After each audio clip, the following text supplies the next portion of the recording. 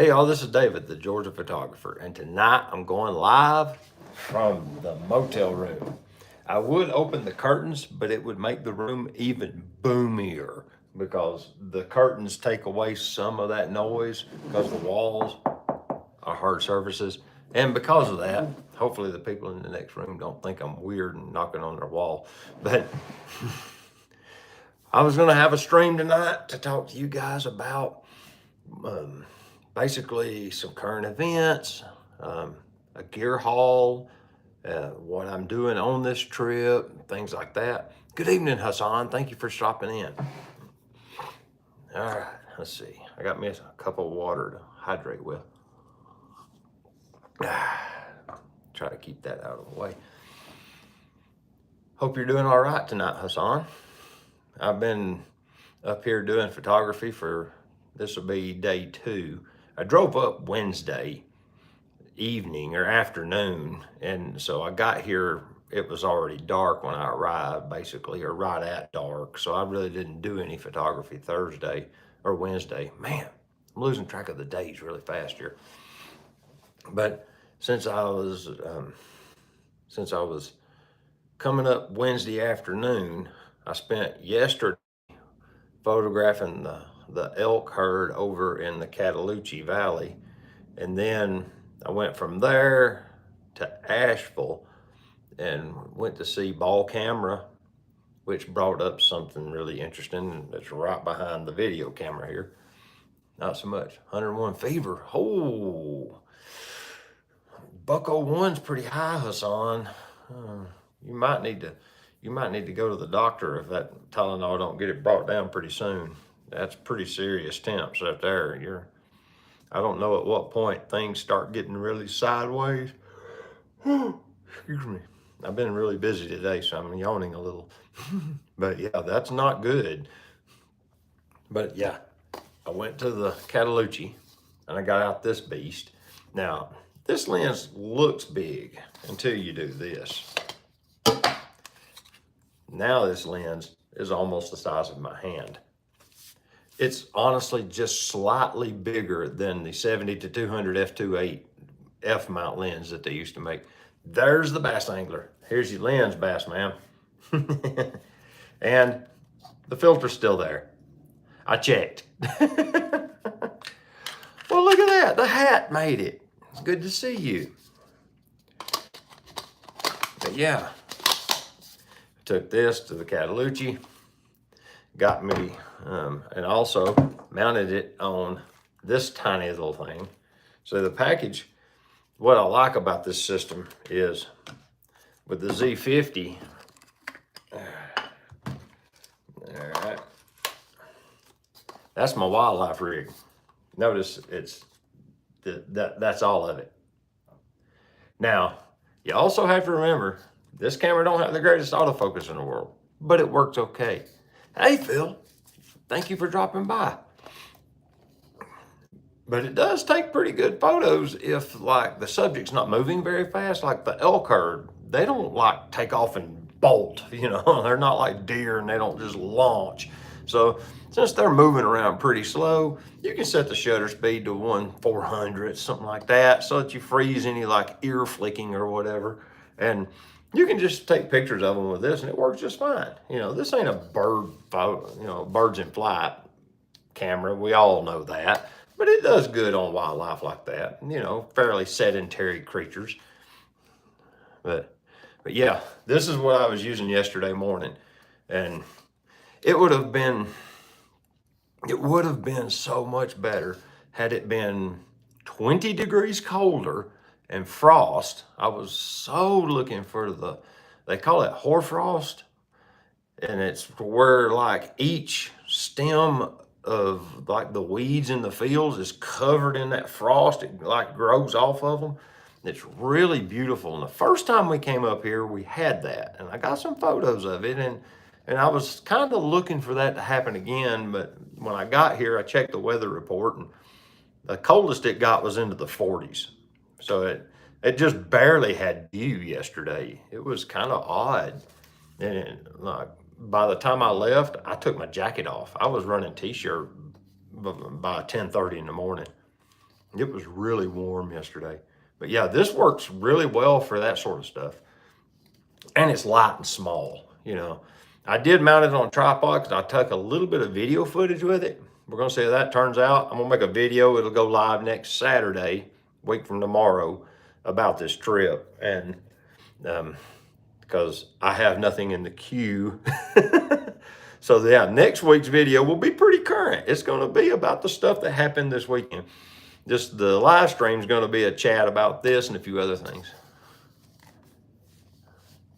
Yeah. Yeah, if you go to my website, Phil says you got hoarfrost last time, and I did. Yeah, if you go to my website and you go to the wildlife photography tab, it'll pull down. If you scroll down in that area, you'll find the elk herd where I got here that first year with Aaron, and we had frost, and it was beautiful. And I was really hoping to replicate that this year. On top of the fact that there wasn't any frost, the herd was way about 100 yards across the field, and they never got any closer. By the time I left, they were moving into the tree line and starting to just bed down in place. And then I went down the road a little ways and set up a ham radio and did what is known as a Parks on the Air event, which is, it's inside the Smoky Mountain National Forest or National Park or National Forest, whatever it's called, which is park like K0034 or whatever. It's one of the designated ones. And when I finished that, I was there about an hour. I went back over there and they had all moved into the tree line. And I've got a few photos. I set up a tripod, and even if I was running the tripod, when I turned off VR, since the Z50 doesn't have IBIS, you could see it was jittery. So I turned IBIS back on. Now, I wasn't locked down on the tripod. I was just kind of using it like you would a monopod. I just set it down and set it on there and loosened up the orbit on the balls just so it could hold the weight of the camera and I could just look through it and focus. And it worked really well running the IBIS like that. Well, it's not IBIS. It's the lens stabilization, what they call it.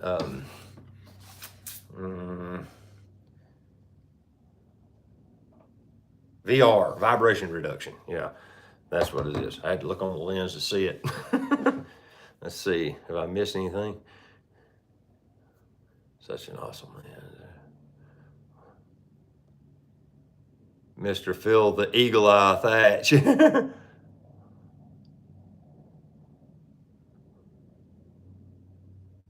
Wow, there's a lot of people in here. But yeah, so I got done with that. Come out of there, got out of, well, it was around lunchtime. I don't remember exactly when, but it was somewhere around lunch. So I passed by the hotel here and came in for a minute. And just kind of like dropped off stuff that I wasn't going to need the rest of the day and picked up stuff I was, what have you. Met up with the cleaning people, got some more coffee pods. These, whoops, sorry about that. Maxwell House. That way I don't have to leave the room in the morning. I get up super early. They never, ever have coffee ready when I want it. I think through the week, the breakfast goes hot at 6:30. And by 6:30, I've drank 3 cups of coffee. Got ready, got my clothes on, sorted my gear. I've done everything. Talked to Teresa for a while. Scott, who are you talking about? Hey, Scott Patterson's in here. How you doing tonight, Scott? Nice to see you in the chat. But yeah, so I dropped off some gear, done some grabbing. I don't remember. I think I dropped off a radio. And then I went over to Asheville. Well, I went to Ball Camera first. If you've never been to Ball Camera in Asheville, North Carolina, and you're in this area and you get an opportunity to stop by there when you're in Asheville, it's well worth the trip, especially if you're into vintage gear. They have new stuff too. They are primarily a Canon and Sony dealer. They got some Nikon stuff, but as he put it, Canon is easier to work with. He said Nikon is a little harder to work with as a dealer. And so they got some Nikon gear, but they didn't have, like, I was looking for ZF. If they had one, I might have actually tried to buy it, but he didn't have one.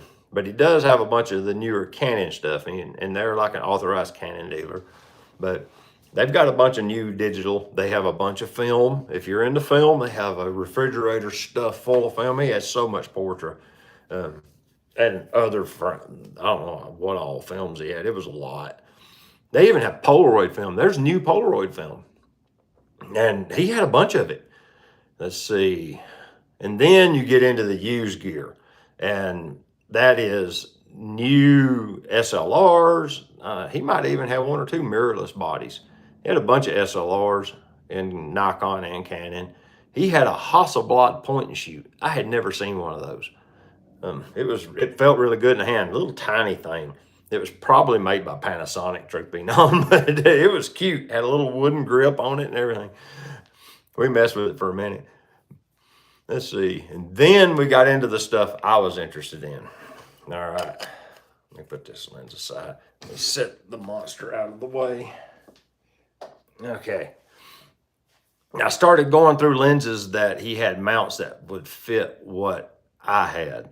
And before it was over said and done, I left with a few. One of them, let me take the adapter off so it doesn't mislead you. One of them is a nice little 28 f2.8. It's real pretty. Look at that thing. Well, if it'll focus on it. It's wanting to focus on my face. There we go. I'll give it something to focus on. But yeah, it's got like this simulated leather focus ring. And I'm pretty sure that's rubber. It's got a really nice aperture ring. Listen. Nice pronounced aperture ring. It's a nice lens. I walked around Asheville with it and took some photos, and the photos look good. I did a 1 or 2 at f2.8. It's kind of hard to focus at f2.8, you know, because it's manual focus and you're trying to catch moving subjects a lot of times. But yeah, it's a Hanamex. Yeah. It's a really nice little lens. Got it pretty cheap. Even threw in a Vivitar lens cap for it. I had it on the M42 mount adapter. That's why I took it off. Because I had this on the camera yesterday afternoon. Then we got this. There we go. The next thing is this is a Pentax lens and the little leather zipper case. Okay. Oh, that's a carrier of some kind. You could hang that on something. Okay. Oh, I bet there was one of them little shoulder straps went in them little tiny little hole loops at one time. This is a 105 f2.8. Yeah, a 105 f2.8 Pentax Asahi optical. That's there. This is a super tachomer. Look at that. Isn't that something? This thing is incredible. Listen to that. Yeah, the aperture ring is an amazing thing. Oh, and the dampening on the barrel is beautiful. I'm looking forward to this. Hold on. We back? Yeah, okay, good. Trying to clear a text message that populated on the screen. Yes. Don't lick it. It gets thoriated glass, so you don't want your tongue. I'll check it when I get home. I got a Geiger counter so I can check radioactivity in lenses. I'll check these. Well, I'm not done yet. There's more. Yeah, he had a whole bunch of M42 mount stuff. And what he's done since I was there the last time is it's different people. It's some young fella this time. And I'm wondering if they bought the place out from the two older gentlemen that used to be there back in the day. When I came here the last couple of times, there was a couple of older guys. And now, so they do photo processing. They sell chemistry and darkroom supplies and literally anything you can think of. Camera bags, tripods, they've got it all. Like, there's literal pull-out drawers filled with like filters and lens adapters and polarizers and lens caps and sorted by size. There's just so much. It is just unreal. But yeah, I got the 105 f2.8 super tachomer, and I'm a big fan of the Asahi optical glass. But I thought it was kind of neat that it come with a little case. But yeah, they've got them all organized with stickers. It says the thread pitch or the mount style and the maximum aperture, and then it says what it is, Pentax 105mm on it. I thought that's pretty neat.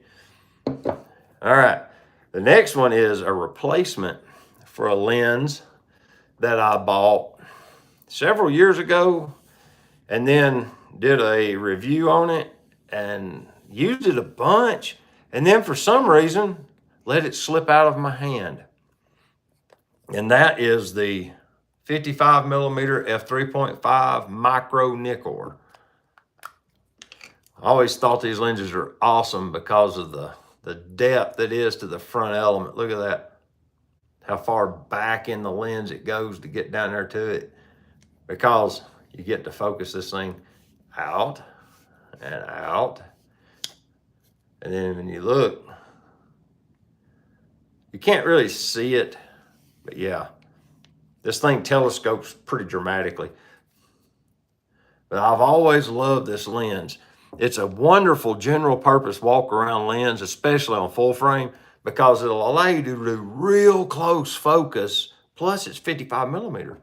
Now it's f3.5, which is kind of slow, but in the daytime, it works fine.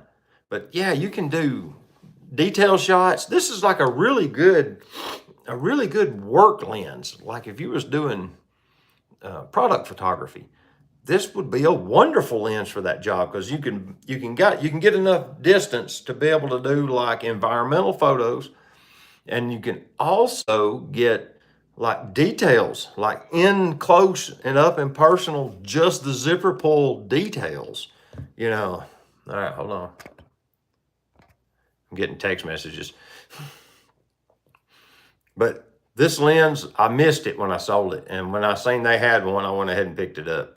This one has had the little sticker pulled off that says, what does it say on it? Inspected or whatever it was. The little oval stickers that are normally on them. But that don't change anything. I'll clean this adhesive off when I get home. A little bit of alcohol and a little time, that'll come right off. But yeah, I finally got me another 55mm f3.5 micro Nikkor. This honestly is one of my favorite lenses of all time. Pretty solid. Like I said, I felt bad when I let it go. When I realized what I had done about a month later, because I went to get it out to do something and I didn't have it anymore. And it's real convenient to have these macro lenses that are this kind of, they're not wide angle, but they're standard. They're not like my other one's a 200mm and I got a 105.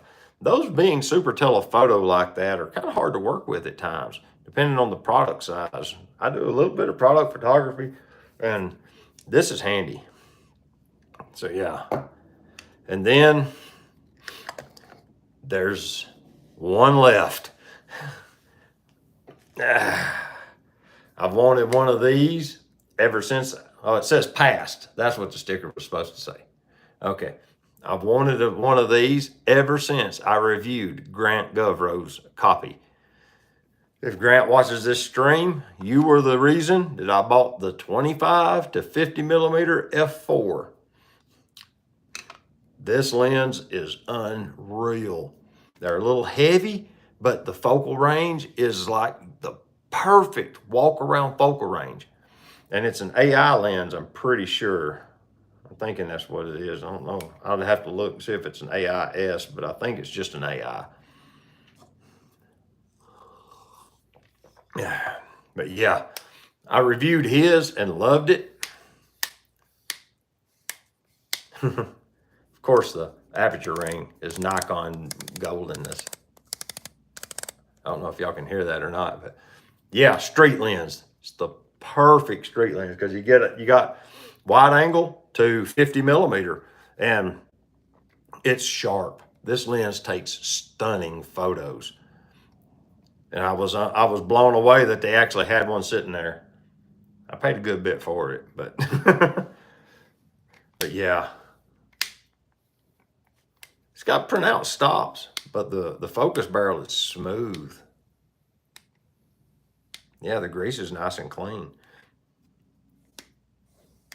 Okay, that's your focus ring. This is your zoom ring. and then this is your aperture ring. So they put the zoom ring in the middle.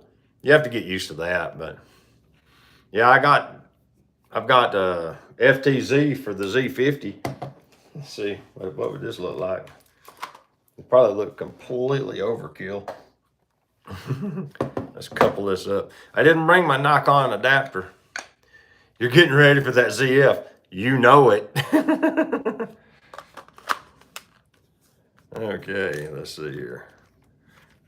Yeah, on the Z50, it kind of looks like a 24 to 70, which it's almost that. I mean, let's see, 50, 1.5 is 75. So this is like 37 to 75 on the Z50. So yeah, but it's F4. So you got to be able to handle F4. Some people like faster glass. But yeah, I thought that's pretty nice. It's in Z future for him. Let's see what we got here. A friend of mine uses one of those micro Nikkors on a crop sensor for portrait shots. She gets fantastic sharpness and clarity from it. And I can believe it. Yeah, this will be like a 75 millimeter field of view. No, about an 80. So it's about like an 85, kind of. Yeah. And I don't know how bad the echo is on the video, but man, I can hear it booming around in here. It's almost like I got reverb on a microphone in a studio rig. But this is a cool lens. I'm looking forward to putting this. I'm going to get a ZF, like I was telling some friends, Phil being one of them. I'm going to wait till Black Friday. Hey, yeah, Phil makes a good point. Hit the thumbs up button, y'all, if y'all haven't done it yet. Let's get some of them thummy things going. I'd like to see like 10 of them. Almost no echo on this end. The mic is doing a sterling job. Very good.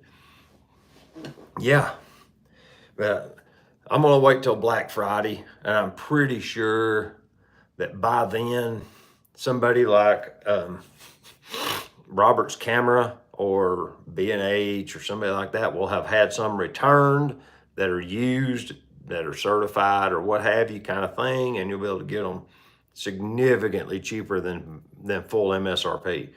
And that's what I'm going to do. I'm not going to buy a brand new one and pay full retail. I'll let somebody else do that. And not long ago, was it not Bedford, Roberts, used Photo Pro, had a bunch of Z8s that were demo units, and they had them real cheap with very low miles on. Like the shutter clicks were almost none. Some of them was practically zero. And they sold significantly cheaper than new. So that's what I'm going to do. I'm going to wait till then. And it's only, what, 2 weeks? You know, I've got cameras. Now, to be fair, walking around with that behemoth is not near as easy as walking around with something like this.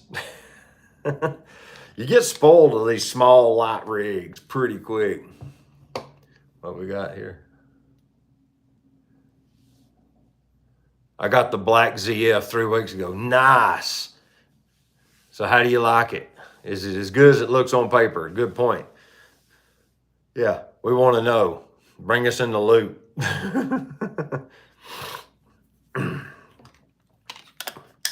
Let's see. What's the 55 millimeter look like on this camera?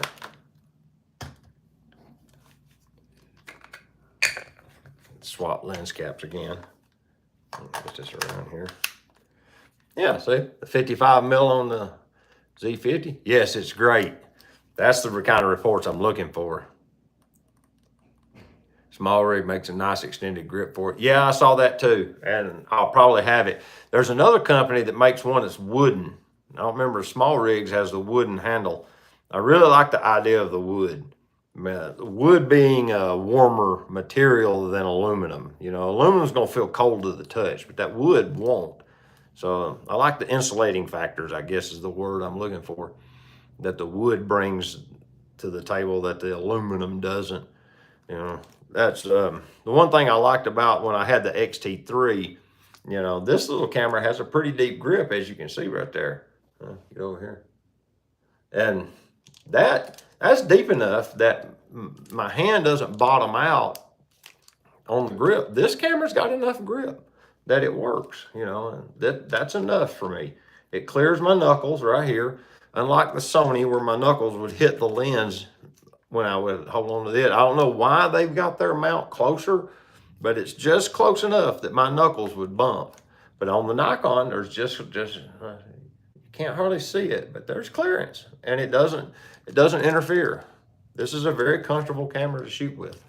To be such a little compact, dinky little camera, it actually works really good. Let's see, I missed something here. Just picked up the 24 to 105 Lumix, looking for a good 28 millimeter.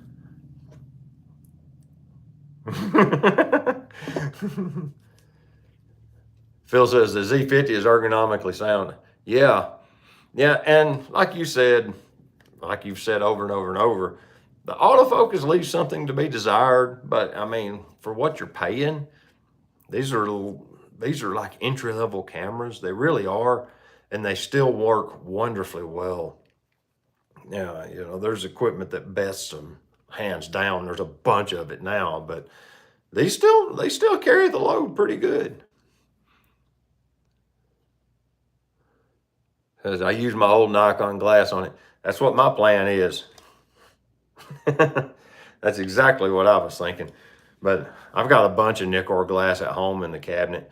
I saved most of my Nikkor lenses. I let one or two go that I wasn't using, that I look back and think that might not have been a great idea, like the 105 f2.5. Somehow I let that one slip out through my fingers too. But I just wasn't shooting with it. I use the 105 f4 micro Nikkor way more, as strange as that seems. I had the 105 f2.5, the 105 f4 micro Nikkor, and the 105 f2 DC. And I would never get the 105 f2.5 because if I'm shooting people, photos of like events or portraits, I'd get the f2 DC. And if I was shooting product photography, I always got the f4 micro Nikkor, and I shot it with a flash. So I never had a use case for that f2.5. Well, I've got this one. So I've got M42 to Z mount adapters. So this will probably end up on it.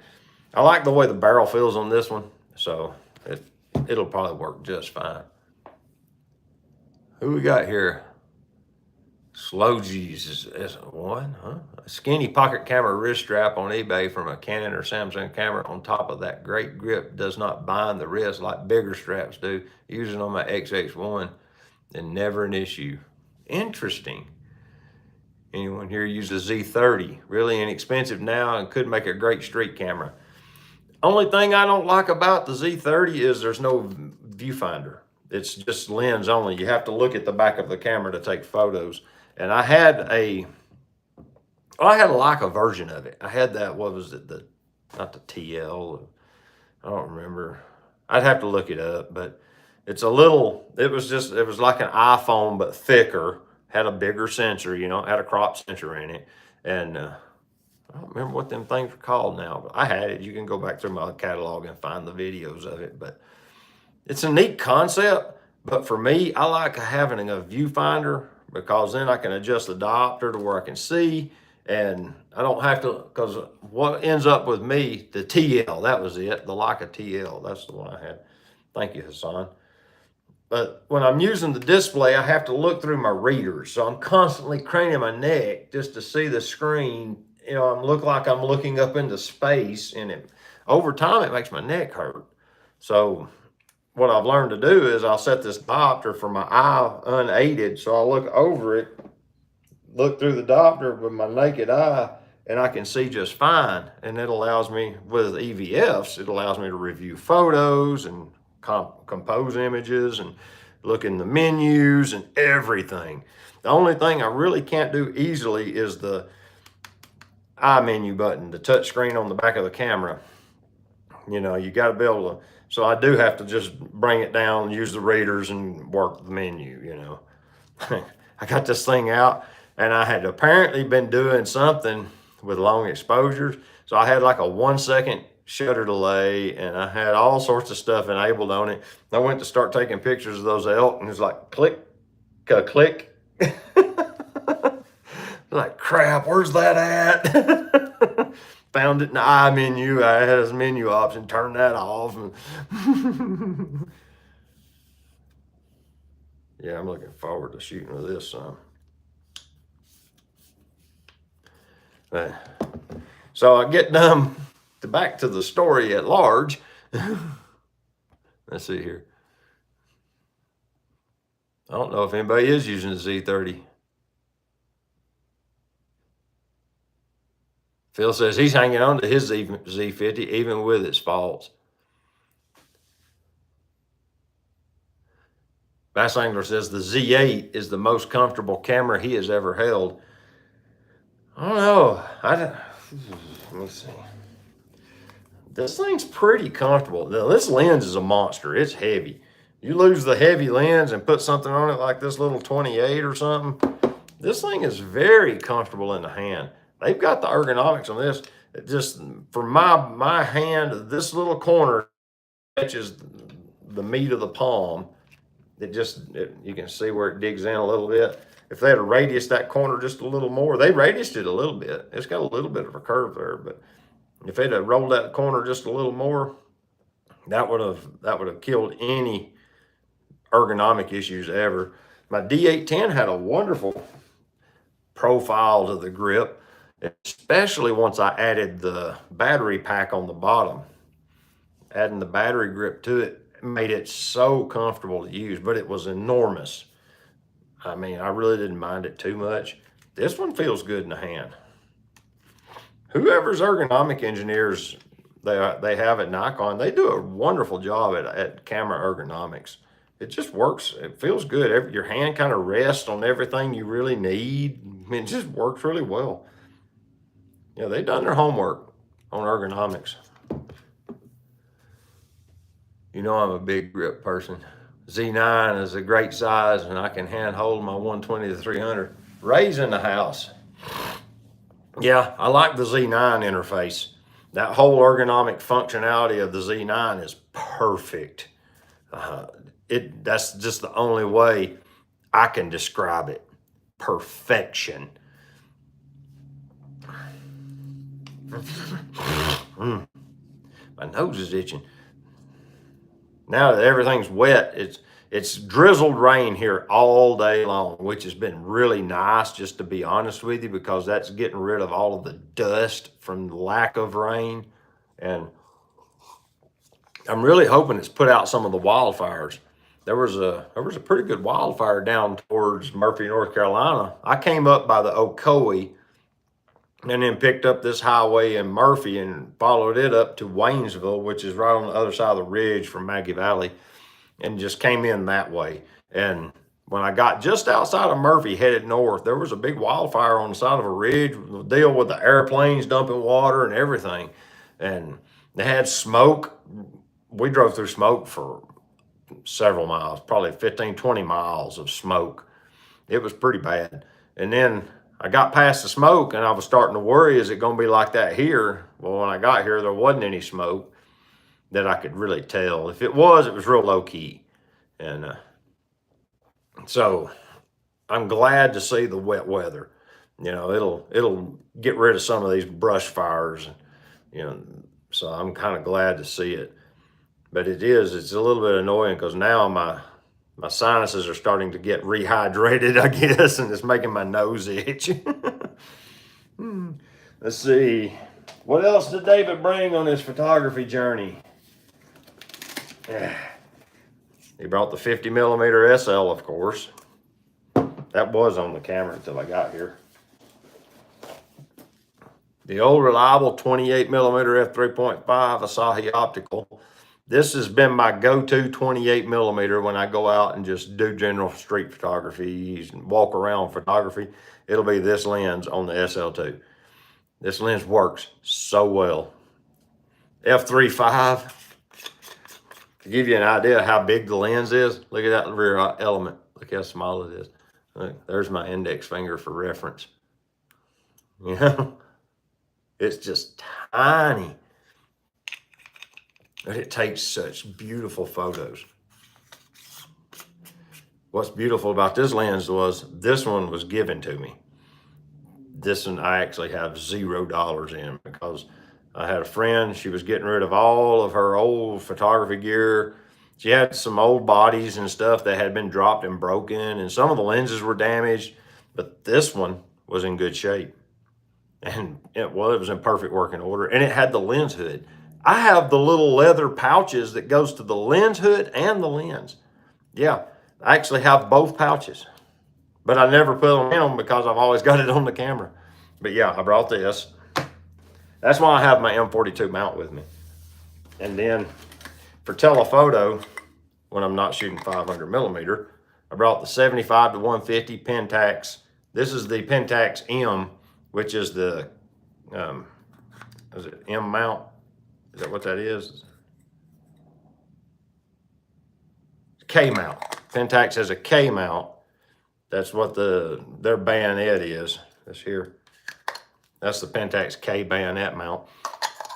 And I checked yesterday at Ball Camera, and they had a few K mount lenses, but most of them were third-party lenses. And I was really looking for like a 28 f2.8 or f2 Pentax bayonet mount lens. I was going to buy it if they had one, but they didn't have one. Let's see, something went by on chat. Oh, nice, that's a great lens. I had one on my KM years ago. It was gorgeous. Yeah, this lens takes stunning photos. I've used this one in product photography. There's some tricks to product photography a friend of mine taught me, and long lenses is one of them. But yeah, this one has worked really well several times. But I've gotten to where I use my macro lenses because, well, of course they're sharper, and I have them, and it's like, why not use them? But yeah, I use the 105 and the 200 millimeter micro Nikkors now for almost all of it. But this one did serve for a while. What's neat about it is it's push-pull zoom. But the barrel does two jobs. You have zoom and focus in one device. Plus it has this little minuscule built-in lens hood. Yeah, it's the smallest of lens hoods. I don't know if you can lock it. I bet you can't. I don't think so. I think it just slides out and it's just held by magnetism or something.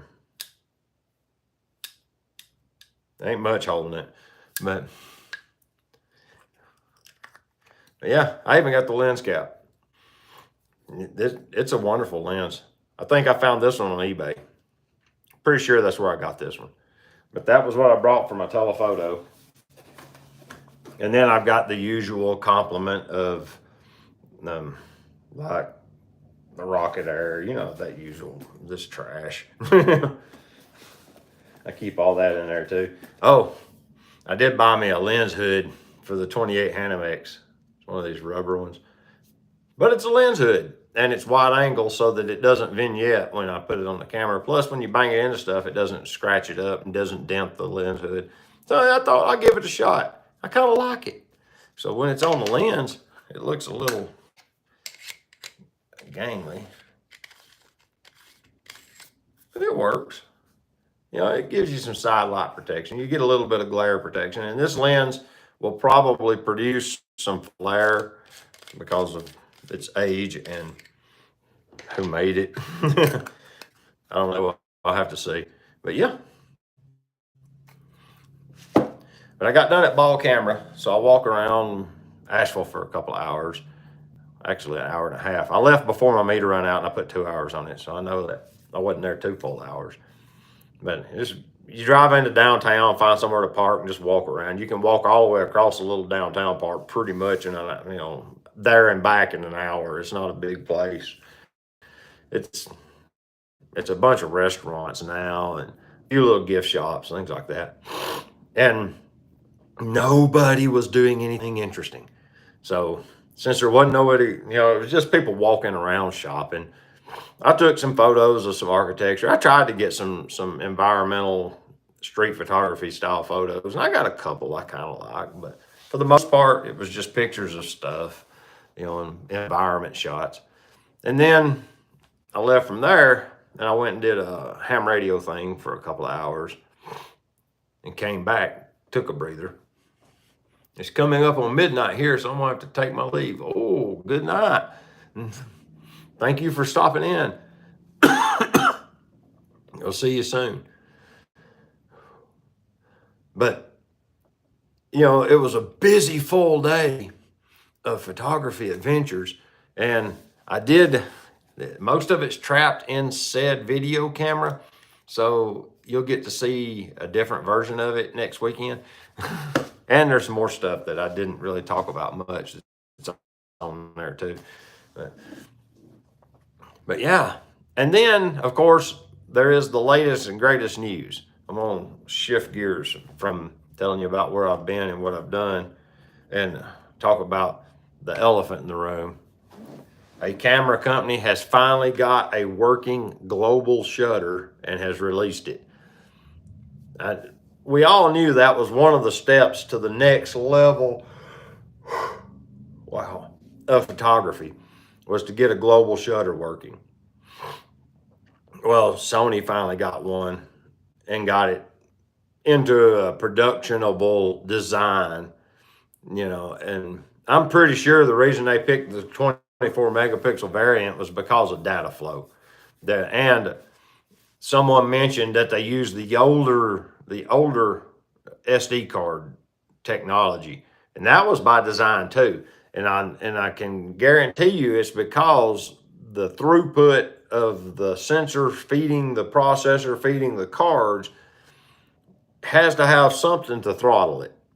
Otherwise, they wouldn't be able to manage the heat, because there's a lot of information moving around in that thing.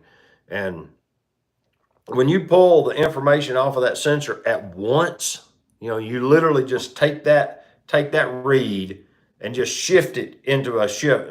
You do it in industrial work. I'm going to clean this up a little bit. In industrial electricity, they have a thing called a programmable logic controller, which is nothing more than a fancy industrial computer, okay? And that computer can do things, and what it does, it's wired to a machine. Dang, my nose is itching like mad. It's wired to the machine so that it can control the machine. So the electrician writes a program and puts it into that computer to make that machine do a specific task. Well, you can do things inside the computer that doesn't ever come outside until you tell it to. And one of those things is called a bit shift register, or a bit sequencer. That's the right word. So what it does is it takes information, puts it into a bit, puts a bit into a register. In other words, turns one register space from a 0 to a 1. And then it'll actually shift that number through that registry every time an action happens, all the way till whenever you tell it to stop. And each one of those bits can be used to tell the machine to do something. And it's a really powerful thing. Well, what they're doing with this global shutter is they're taking 24 million bits of information and literally shifting them off of the sensor into a register, instantly saving that data. Now, this is also a 50-plus-year-old guy talking about technology that he's understood from 20 years ago. Dang it, about got it. So technology now is probably different from what I'm thinking, but this in my mind is how it would work. You would shift all those bits straight off the sensor into a register, and then you process that out of that register in bytes, okay? And you feed that through the processor, and then they have software called firmware and a camera that takes that data and does stuff with it to create the JPEG or RAW file. And because the raw data off of the sensor is unusable by me and you. They have to manipulate that and turn it into something we can drop into the Lightroom and edit. All right. For that to happen takes an enormous amount of processing power. You don't just move those numbers into another register. You have to have something that that is an intermediary that tells the sensor where to put that data. And it's a very powerful processor and intensive operation. And they have finally, what's basically happened is technology has finally caught up to where they have a processor powerful enough now to do 24 megapixels. That's why they limited it to 24 and didn't go ahead and throw it on the 60 megapixel hot rod, because 24 megapixels is easier to do than 60, a lot easier. So it still makes them first in the race, but with a sensor that is perfectly capable of handling this. Basically, the image off a 24 megapixel sensor is stunning. So there's no reason for you to have to do the 60 first. You can do wonderful things with 24 megapixel camera. Just ask anybody that has one. They take glorious photos. But then you have to manage the heat. I guarantee you they were overheating the processors, moving all that information around. And one of the engineers said, well, we can throttle the data flow by just using the older generation SD card, because it can only write this fast. So we'll have to buffer up and save to the card, and the card will be what we'll blame our throttle on, and not the processor and the heat problems it's going to have. In my mind, that's exactly how that conversation went in the boardroom chat. Was it cameras conspiracies? Nah. So how are we going to limit the heat? I don't know. How about we use the old-timey cards because they write way slower? You're a genius. I'm thinking that's probably how that conversation actually went. Because they could have easily put UHS-2 cards in those cameras. I mean, this camera, I bought this camera in 2020, okay? That's how old this camera is. And it's got UHS-2 cards in it. This is 3-year-old tech. And the camera came out way before that. I don't remember what year the SL2 was launched, but yeah, it has UHS-2 cards in it. So they could have easily put that technology in there. They chose not to on purpose. Very deliberate action. So I'm pretty sure that I'm speculating straight up because I know zero people at Sony, like at all. I don't even know people that know people at Sony. So, I'm just, like I said, I'm just speculating here, but yeah, I'm thinking that's probably how that went. They were trying to make the camera not look like a overheat monster, because they've had that problem in the past, and they don't want to be known as the company that makes cameras that overheat. And bringing cutting edge technology to the scene. Well, we saw it with some of them 4K video specs from just a few years ago, and the cameras would get hot and shut off after 3 or 4 minutes. That's what they're doing. But for them to be able to even do it at all is a breakthrough. So I'm looking really forward to now everybody basically has to play that game now. If they were sitting on the technology, and it wouldn't surprise me if Canon was, at least Canon was sitting on the tech. Nikon, maybe not, because they've been working on their own thing. They went to the shutterless cameras and things like that. So they're kind of doing their own thing. But it wouldn't surprise me if Canon already had a global shutter design and it works. They've just been sitting on it, saving the tech till they had to use it to give them a feature. And now they'll have to compete with Sony, because now that Sony's released this one, the next one will be better, and then better. And then, so it won't be long. Sony cameras will be all global shutter, probably shutterless, global sensor read, shutterless designs, if I had to guess. That's what you'll be buying when you buy a Sony camera for long, with probably 10 or 20 stops of IBIS or some kind of ludicrous IBIS. When you go to 1/80,000th of a second shutter, does IBIS even matter?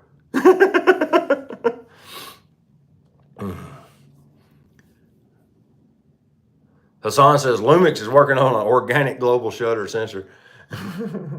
David doing camera conspiracies.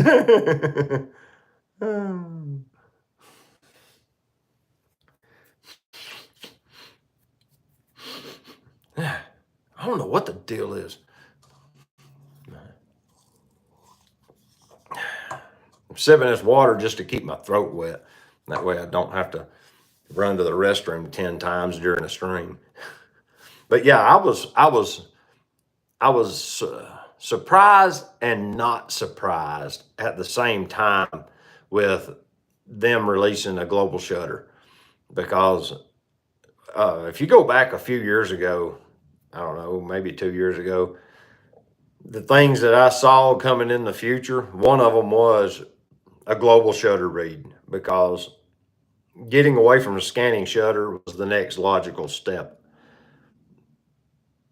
I mean, Nikon put 2 processors in, what was it, the Z7 and Z6 II, Z7 II. Those have dual processors to be able to get the throughput faster, to correct some of the banding and the, what do you call it, the wavy, the bendy people when you do video. I don't know what they call it anymore. I can't remember what it's called, but y'all know what I mean. But yeah,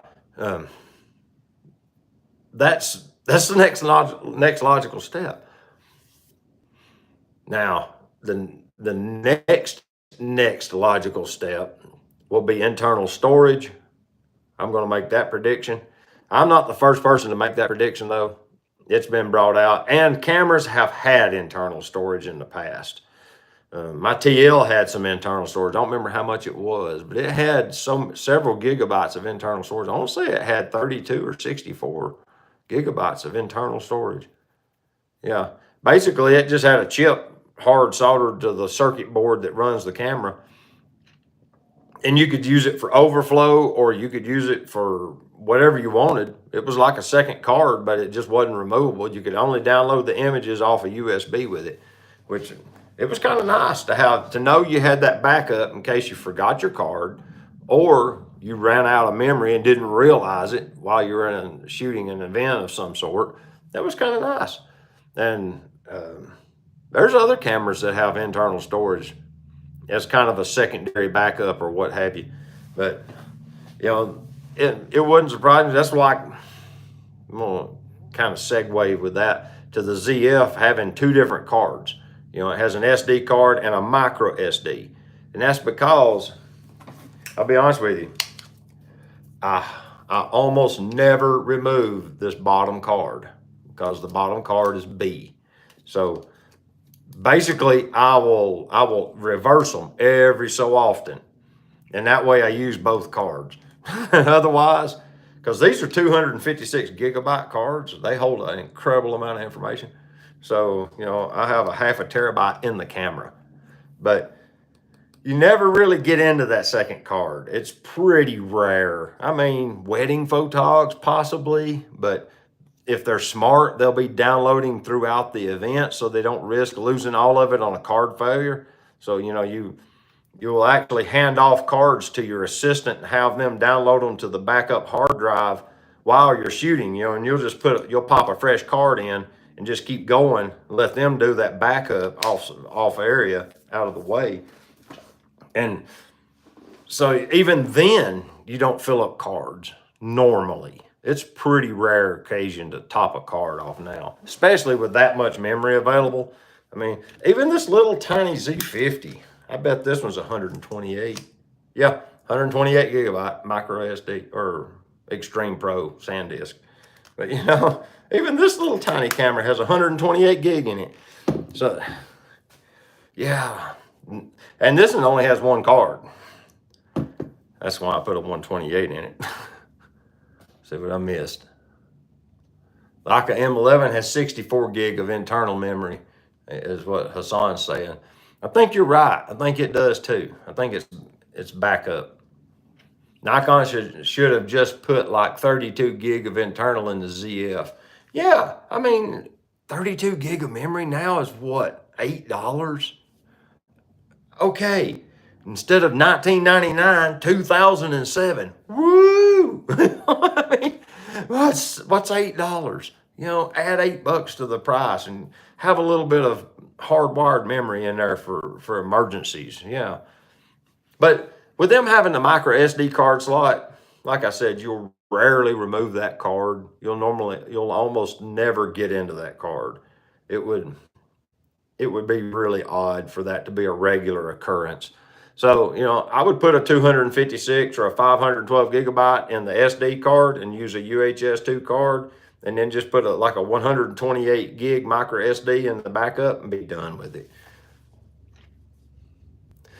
Ray says something like 13,000 photos. Right. I mean, it would be some kind of ludicrous amount of photography. I mean, your hand would be cramping by the end of the day. Oh, more pictures.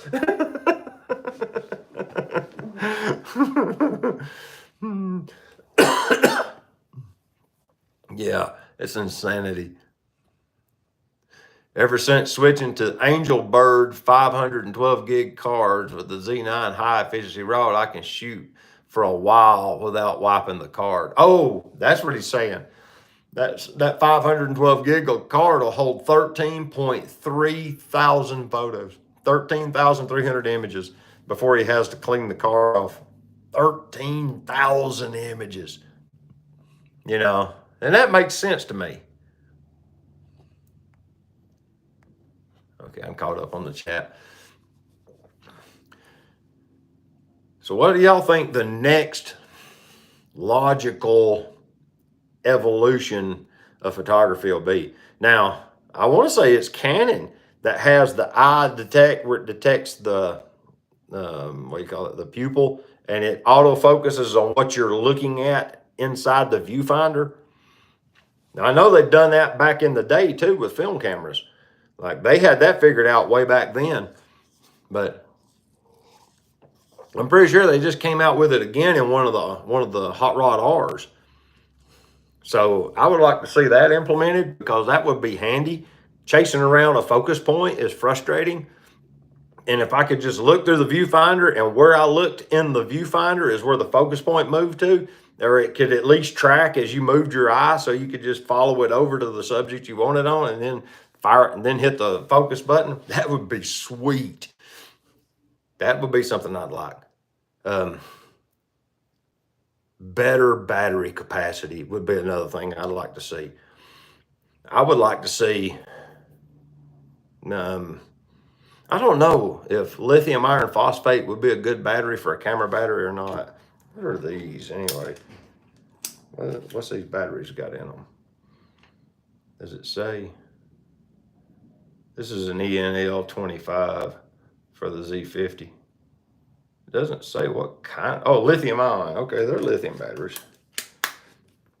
I'd like to see a breakthrough in battery technologies where we can get a whole day out of one battery, so you don't have to have a pocket full of batteries to just do a day's worth of photography. Normally, I don't go through more than 2 on any normal event anyway, but with the SL2, it's kind of battery hungry. So let's see, I think I've got one in my pocket now for it. Let me see, I gotta get it out. Yeah, got a spare for it right here. These are kind of pricey. We won't get into that. I'm pretty sure there's a little lack of tax going on there, but I can't see. Panasonic Energy. For real.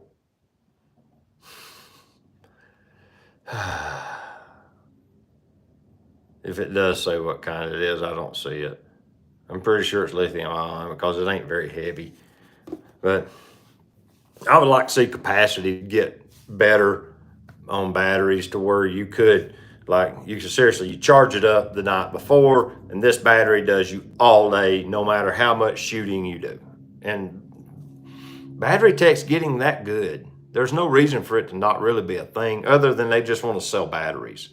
I really think that's the reason these batteries don't last as long as they could, is because they just want to sell batteries.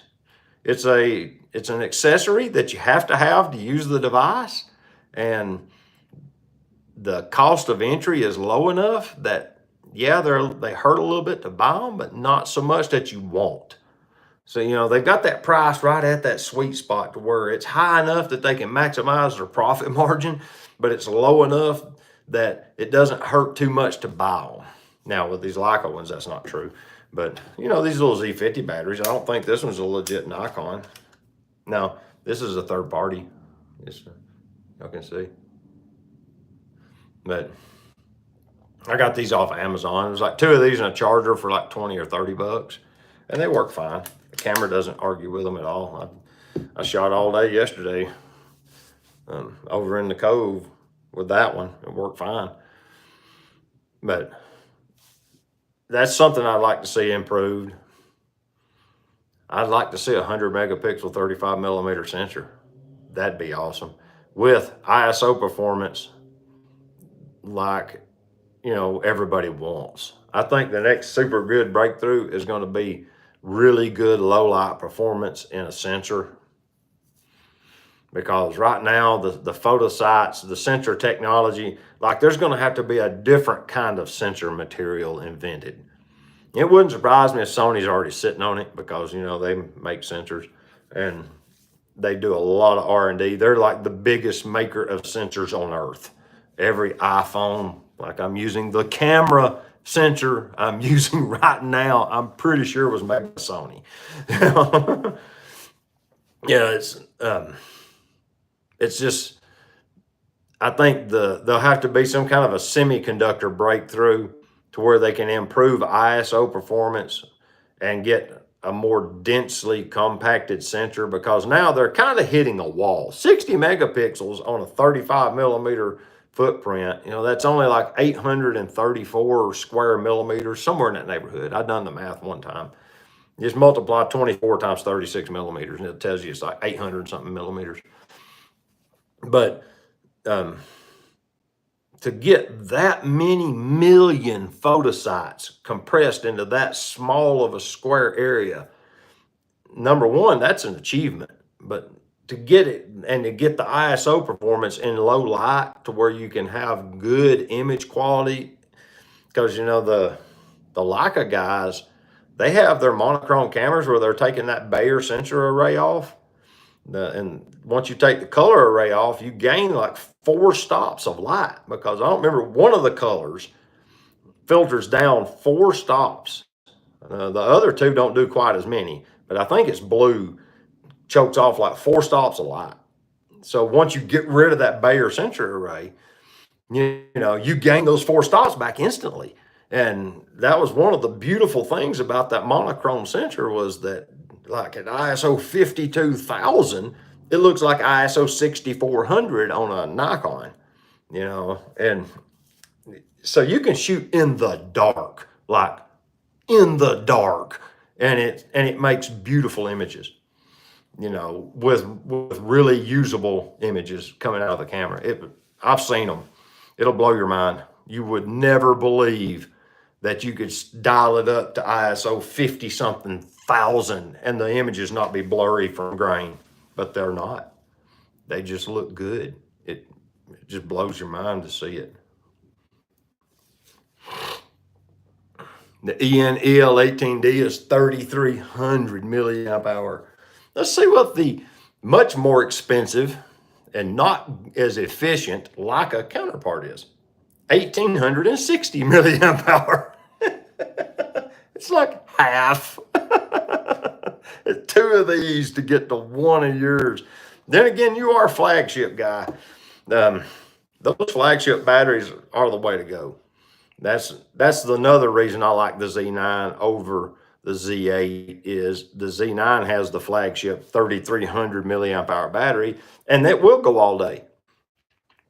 I think, Ray, you've actually said yourself that you haven't had to change batteries but just once or twice, or if you do, it's just as a precautionary measure. It's also 10.8. Maybe I'm connected now. It shows I'm streaming. All right, are y'all back? It dropped the stream for a moment for some reason. Are y'all there? Ah, okay. Whew, I don't know what happened. It made a little circle thing, then it turned gray, and then it came back. But yeah, I think getting these batteries to where they'll run all day is one thing. But another Um, the one was the focus tracking the eye, is, and getting it to where it's really usable. Because even though they have it, nobody I know uses it because apparently it's still in its infancy. It's almost gimmicky. But yeah, I think that would be a breakthrough. A higher resolution with better noise. I would like to see them apply noise control or resolution improvement technology to just the 24 megapixel. Like, improve the ISO efficiency of the 24 megapixel sensor and get it stupid good. Like, make it so good that people want it more than the 60 megapixel sensor. I'm completely convinced they can do it because they can make a 60 megapixel sensor. If they can do that, yeah, it sounds like it's easier to make. It probably is. But to improve the efficiency of the semiconductor devices, just do that. Make the 24 megapixel to where you can shoot, in -8 stops of a photo environment and the images don't have any ISO noise. Make it to where ISO 24,000 or 25,000 looks like ISO 300 right now. I mean, figure it out. People would love that.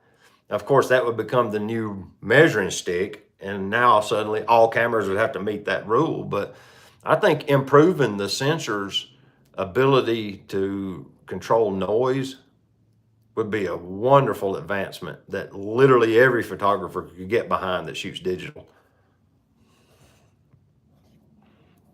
That would be hard for someone like me that shoots with both eyes open at times. I wonder how it would track as I switch between the viewfinder eye and the other eye, looking at the picture winding up. Yeah, you would have to be able to switch it to manual control. They would just have to have a menu item or on the eye menu. For you people like Phil who shoots Canon, you got this little eye menu. You could set one of those to where you could disable it real quick. But yeah, man, I wanted to get on here and discuss that for a little bit, go over what I've been doing and do a gear haul with you guys, things like that. And because I haven't done a stream in a while, and I thought maybe I can do one tonight. I've got a little bit of free time. So I think I'm going to go ahead and wind it up now because I've got literally lenses just stacked across the table around the camera. And if you saw what I'm using for a camera stand, you would laugh literally out loud. Maybe I'll take a picture of it and I'll post it up in a little bit so you can see. Like, I'll do a photo with the SL2 of the table. So, and then I'll throw it as a post on my photography channel so y'all can see what it looks like when you're streaming and you want to see what all the behind the scenes looks like, because you got this nice clean background. I mean, you need to see what the world around me looks like. If y'all haven't hit the thumbs up yet, do that. I'd appreciate it. And if you like my channel and the content, you can always subscribe. And if you don't subscribe to me, go over and subscribe to Phil, because Phil's awesome too. And until next time, get your camera out and go make a picture with it. All right. We'll see y'all later. Bye-bye. Well, might not be bye-bye. Oh, there it is.